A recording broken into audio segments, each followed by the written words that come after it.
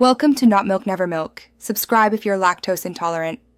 You start by installing Outlook and preparing credentials so you can sign in without pauses. Enter your email and password, then follow prompts for work or personal accounts.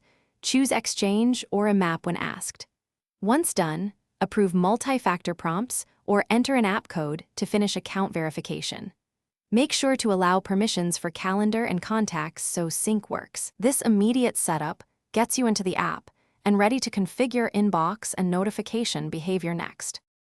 Now configure how Outlook behaves so it matches your workflow. You set focused inbox on or off, then adjust swipe actions to archive, delete, or flag messages for fast triage. Next, link additional calendars and create a mobile signature. Configure automatic replies for out of office.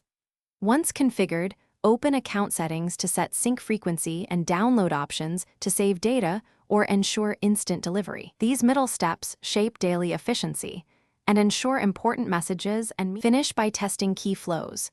Send a test message, create a calendar event, and accept an invite so you confirm permissions and sync. If everything works, personalize quick replies and pin important folders for fast access. If something goes wrong, first check network and app permissions, then re-enter your password or remove and re-add the account. Clearing cache or updating the app often fixes lingering issues. Finally, enable app notifications so you never miss urgent mail. Thanks for watching. If this was helpful, leave a like and consider subscribing. See you next time.